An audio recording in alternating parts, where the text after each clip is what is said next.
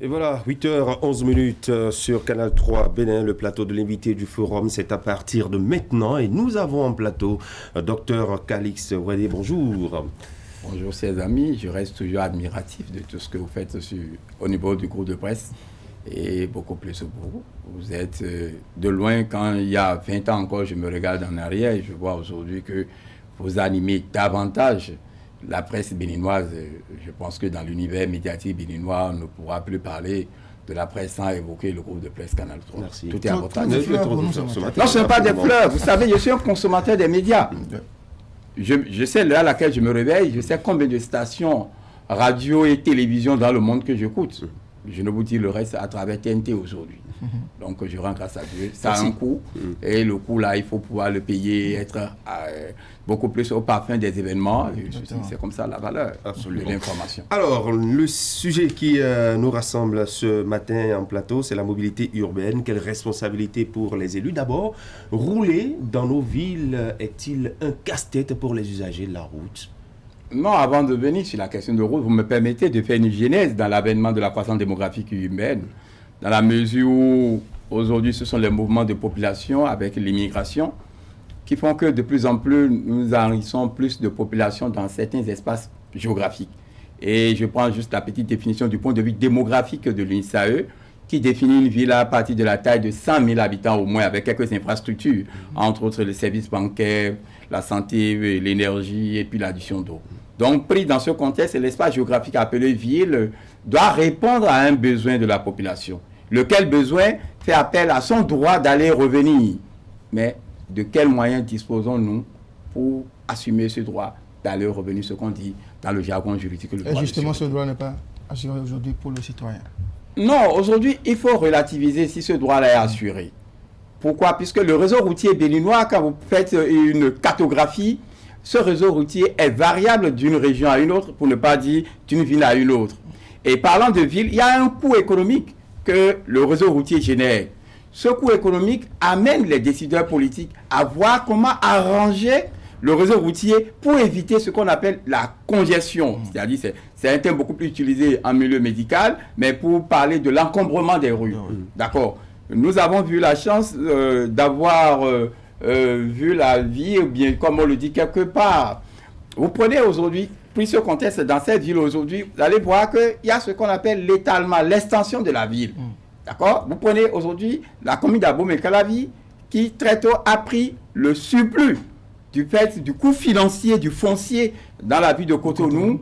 Voilà, Abomey-Calavi avec l'arrondissement de Godomé, 16 localités très tôt ont pris le surplus. Et quand à un moment donné, le coût foncier aussi a joué, les autres ont commencé par chercher au niveau du côté de Semekodi. De Semekodi, d'autres sont allés au niveau de Ouida et beaucoup plus au niveau de l'arrondissement de Paou. Et ça forme le Grand Nokoué aujourd'hui. Aujourd'hui, le Grand Nokoué, je pense que ceux qui ont réfléchi sur la question de Grand Nokoué, ils ont tenu compte de ce qu'on appelle les projections démographiques. Cette entité territoriale, dans 5 ans, dans 20 ans, dans 30 ans, elle sera quoi? À l'aune non seulement de l'immigration, mais à l'aune des mouvements de population. D'où la nécessité maintenant de parler de la mobilité qui n'est rien d'autre que le déplacement des citoyens. D'accord? Le dit déplacement en milieu urbain, aujourd'hui avec le contexte de la décentralisation, relève beaucoup plus des élus locaux. Et pourtant, aujourd'hui, c'est le gouvernement qui agit sur ce terrain-là et qui est porteur de projets, met en place des projets, parfois sans associer les élus locaux. Non, bon, moi je ne dirais pas sans avoir associé les élus locaux. Moi je dis une chose, je félicite le gouvernement.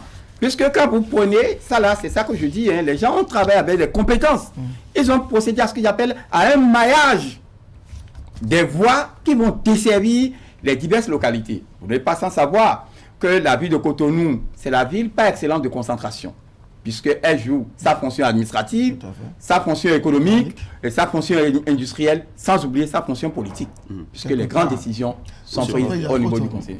Donc, par rapport à ça, ils ont procédé à ce que j'appelle ce bon maillage, qui a fait que très tôt, les zones, les endroits où la population connaît une forte croissance, très tôt, ils ont commencé par aménager ces voies-là. Et cet aménagement de ces voies doit imposer quoi? Voilà. Ça impose aujourd'hui à l'élu local qui, Dans le contexte de la Avant, si vous permettez oui. de parler de la responsabilité des élus locaux, Oui. finissons d'abord de parler de la mobilité urbaine. Oui. C'est un constat que nos villes, nos agglomérations sont dépourvues d'infrastructures routières. Le citoyen a du mal à circuler. Nos voies sont impraticables. On observe aujourd'hui, le gouvernement en place fait des efforts, a mis en place un projet dénommé Asfaltage qui réalise des voies. Est-ce que c'est la réponse, selon vous, à cette difficulté de mobilité urbaine dans notre pays? Oui. Ce que je sais, Asfaltage, il y a 2 phases. À l'instant, nous sommes au niveau de la première phase. Même 3 phases. Ça, 3 phases. 3 phases, oui. Merci pour l'information. Maintenant, si nous prenons juste la première phase et on observe ce qui est réalisé, on peut prendre les grands pôles économiques du pays, à savoir Cotonou, Porto-Novo, Parakou, pour se rendre compte qu'il y a un aménagement édifiant du réseau routier. Et le dit aménagement édifiant du réseau routier facilite en partie pour la population ce qu'on appelle cette mobilité urbaine déjà aujourd'hui. Et là, il faut s'en féliciter, il faut remercier les compétences qui ont travaillé et ceux qui ont travaillé autour du chef de l'État pour avoir très tôt initié dans son projet de société, d'accord, qu'il faille aménager le réseau routier pour permettre, pour rendre beaucoup plus fluide la mobilité urbaine. Et là, c'est ce travail qui est fait. Et je pense que c'est connu de tout le monde. Et vous allez aujourd'hui à Parakou, vous pouvez vous réveiller de votre hôtel, puisque moi j'y vais pour plusieurs raisons. Mais vous pouvez faire la marche nocturne, puisque les voies sont bien faites avec l'éclairage public. D'accord? Et aujourd'hui, vous prenez aussi Cotonou, quelques espaces, pour ceux qui se baladent comme moi, pour aller découvrir, puisque vous n'allez pas, si vous n'allez pas à l'encontre de la réalité, vous ne pouvez rien dire. Vous prenez la Rêve aujourd'hui, vous prenez Ciné Concorde, vous prenez quelque part à Conticor. Les exemples sont légions. Voilà, les exemples sont légions. Docteur Wédé, oui, c'est vrai que vous saluez un peu le travail des cadres, mais pourquoi est-ce que circuler de Cotonou à Calavi est si difficile? Est-ce qu'il n'y a pas un manque de vision prospective pour les cadres béninois? Non, ça je le dis, on a oublié très tôt, ça je suis responsable de mes propos, on avait oublié très tôt les questions de démographie. Et ça aujourd'hui, si on n'en parle pas davantage, nos mairies, les éventuels locataires des hôtels doivent comprendre quelle a portée de la croissance démographique et de penser à ses besoins. Dès qu'il y a croissance démographique, il y a des besoins spécifiques. Les enfants de 0 à 5 ans, outre la question sanitaire, il y a la question d'éducation. On a besoin des infrastructures. Et quand une économie devient de plus en plus florissante, ça dit quoi? Les gens doivent se déplacer. Aujourd'hui, vous observez bien la mobilité au niveau des bus, tout ça là. Le point de ralliement, n'entend pas. Et le reste. Donc, le reste de la population se dirige vers les milieux administratifs. Donc, il n'y a que ça là aujourd'hui. Donc, il a manqué, ça il faut le dire en toute franchise, sinon il y avait seulement la seule voie, tout le monde doit passer par le pont de Djonou. Mais aujourd'hui, vous pouvez aller à Calavi sans passer par le pont de Djonou. Puisque aujourd'hui, il y a le pont de Womé qui est réalisé, vous pouvez aller passer par là. Aujourd'hui, de Révier à Togba, vous pouvez vous retrouver à Calavi. Et sans oublier le contournement de Zobo, qui aussi... Même si réaliser cette fracture demande souvent qu'on casse des maisons, qu'on démolisse des maisons et qu'on les dédommage. Est-ce que là également, les cadres béninois ont failli? Oui, les cadres béninois ont failli dans la mesure où le foncier, très tôt, est devenu la chose la plus conservatrice des Béninois. Oui. Puisque l'autorité a peur de faire ce que j'appelle... non, l'autorité a plus peur des réactions de la population. Personne ne veut travailler sur son impopularité. Et là, si on ne veut pas travailler sur son impopularité, c'est que la démocratie sociale perd de son existence au profit de la démocratie politique. Voilà un gouvernement qui montre qu'il faut faire le sacrifice, même au détriment de son électorat. Mais je pense que les infrastructures, outre les infrastructures et d'autres paramètres, d'autres indicateurs sont à l'actif du gouvernement. Vous avez parlé tantôt du pont de Womé. Pour rallier ce pont-là, on voit un peu l'exiguïté de la voie. La voie est très exiguë à un niveau là. Oui. On a dû casser des maisons. Est-ce que vous craignez également la même chose pour l'échangeur de Védocor qui est à Non, ça c'est une évidence. Je n'ai pas connaissance du plan, mais si l'échangeur... L'espace qui est ici, a priori, est insuffisant pour réaliser le dit échangeur. Il faudra forcément des casses. Et on doit casser. Des sacrifices aussi. Des sacrifices également. C'est bien, on fait des sacrifices. Oui. On érige des infrastructures. Oui. Il y a asphaltage, les rues sont bitumées ou pavées. Quel rôle cela appelle de la part des élus locaux? Puisque après, c'est bien beau installer les infrastructures, Oui. mais après, il faut les entretenir. Il faut les utiliser à bon escient. Oui, et l'entretien et la bonne gestion de ces infrastructures relève de la compétence d'abord des élus locaux. Et pour ce qui concerne la 4e mandature, ce que je voudrais leur demander, c'est d'approprier ces infrastructures. En faisant quoi? À travers les services de DST, ils n'ont qu'à procéder à une cartographie directement de toutes ces infrastructures dans leur localité. Premier élément. Identifier à travers des études quel est le flux démographique qui circule d'un réseau à un autre.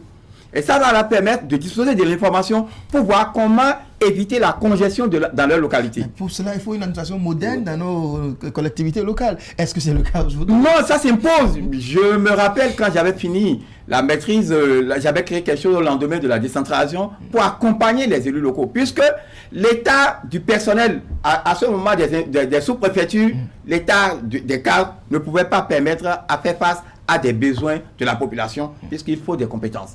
Je n'ai pas été compris en ce moment. Je pense qu'aujourd'hui, ça s'impose que dans notre administration territoriale, qu'on ait des compétences. C'est une évidence. Ne pas le faire, c'est un échec, puisque le système démocratique contribue à ce que j'appelle à des renouvellements du personnel politique. Si vous n'êtes pas édifiant, je pense que la population va vous sanctionner. Et pour vous sanctionner, il y a des informations, pour ne pas dire des résultats. Donc, je pense que on doit les aider. Et j'invite, et je profite ici pour appeler la décentralisation à faire appel à des compétences. Il faut qu'il y ait des plateformes de compétences. Je sais qu'il y en a par-ci, par-là, mais il faut qu'il y ait des plateformes de compétences pour que les gens s'asseyent pour travailler dans une approche de pluridisciplinarité. Vous demandez à l'administration territoriale de prendre ses responsabilités, mais ça demande également des moyens. Oui, vous ne pouvez pas dire les moyens sont là pour mobiliser. Aujourd'hui, je prends un peu du recul, mais ce que je dis, avec quelques pincettes, d'accord, avec quelques réserves du moins, les recettes fiscales aujourd'hui sont autre chose. Par rapport à 10 ans, 5 ans. J'ai passé mes bosses dans certaines structures ici en tant qu'agent occasionnel. Mais je sais aujourd'hui ce que les gens engrangent en termes de ce qui rentre dans l'assiette publique, en termes de fiscalité. Je pense que les évasions fiscales d'hier vont nous servir, d'accord, à faire face aux besoins de la population. La question d'adduction d'eau. Aujourd'hui, vous prenez les indicateurs, là encore, les mairies doivent travailler, puisqu'aujourd'hui, il y a une agence de l'eau, c'est vrai, quelque part, il y a une lenteur. Mais la lenteur, aujourd'hui, par rapport à l'existence de la D7 en matière d'adduction d'eau, il y a une amélioration. Et cela va aussi à la titre du gouvernement, à travers non seulement la réduction des maladies hydriques, mais aussi à une bonne santé de la population.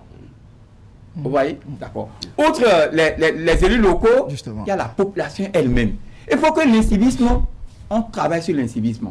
Les Béninois et les Béninoises sont friands de ne pas bien entretenir le bien public. Justement, déjà, on observe que dans certaines rues aménagées, des ateliers de mécanique ou de menuiserie qui s'installent déjà. On verse de l'huile de moteur, des eaux usées sur les voies. Alors, qui est-ce qui doit empêcher cela? Est-ce que c'est bien beau, l'État met beaucoup de milliards à réaliser des infrastructures, les élus locaux, ou si vous voulez, les collectivités n'ont pas forcément les moyens de faire face à ces défis-là? Non, ils ont les moyens. Qu'est-ce qu'il faut faire? Nous avons la plus petite unité administrative qui aujourd'hui aussi a à sa tête, complètement chef quartier, chef de ville, ou bien chef de village. Oui, d'accord. Donc ça veut dire quoi? Il revient à ce conseil villageois ou bien quartier de ville de commencer par approprier au niveau des acteurs qui sont dans leur localité administrative, d'identifier les enfants. Pour ne pas dire, c'est trop dit, pour d'identifier ces ateliers et de faire un travail de sensibilisation. Sensibiliser cela, premier élément. Deuxième élément, il faut aller à la sanction.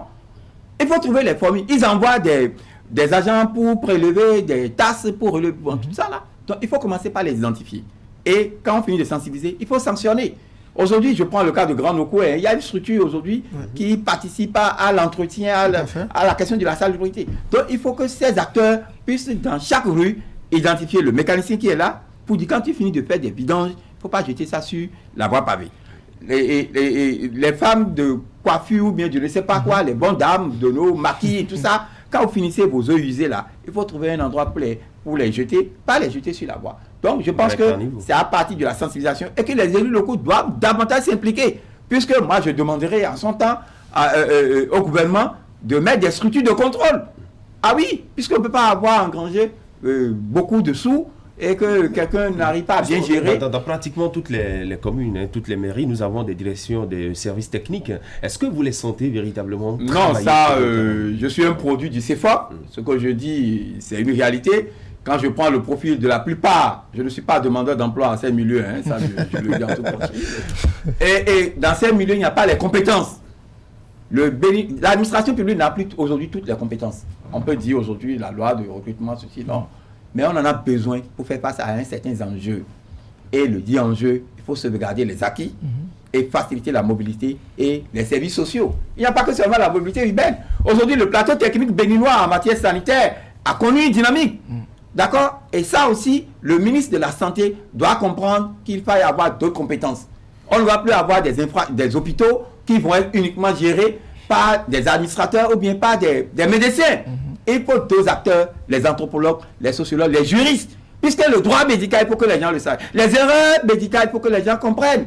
L'humanisation de l'espace sanitaire, il faut que les gens comprennent. Donc il faut cette approche plurielle pour que tout le monde puisse mieux se sentir. Et le bénéfice va se porter mieux. Il faut donc des acteurs pour mieux éduquer le citoyen à l'utilisation de ces infrastructures routières modernes qu'on met en place. Parce que désormais, on va avoir ici des voies à sens unique, de double sens. Il faut savoir comment il faut utiliser toutes ces infrastructures modernes. Oui, et en attendant, je vais vous dire, vous savez, la ville reste le lieu de rassemblement de tout le monde. Quelqu'un qui dit, un de mes professeurs de sociologie rurale, personne à Vignon, qui nous disait, le gars qui est sa localité, il vient dans une grande ville, il ne connaît rien. Donc, cela, il faudrait qu'il y ait un travail de sensibilisation. Parce qu'on ne peut pas aujourd'hui oublier les acteurs de la mobilité à travers les deux roues. Je vais parler des émigrants.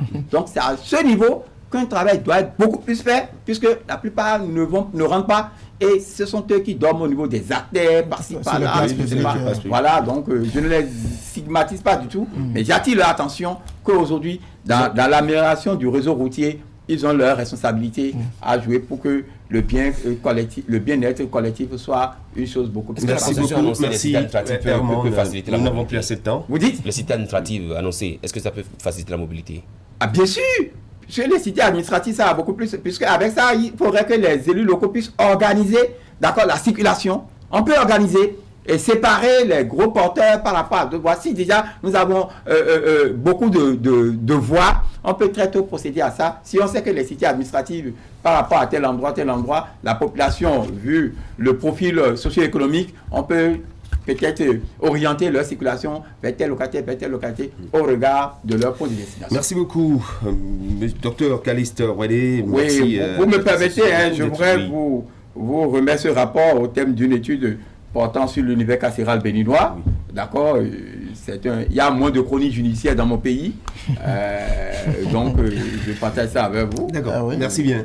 On va lire et peut-être on va vous recevoir pour en parler. Merci. Un rapport d'étude sur le régime des sanctions pénales appliquées aux infractions mineures et sur l'office du juge des libertés de la détention en République du Bénin. On en parlera.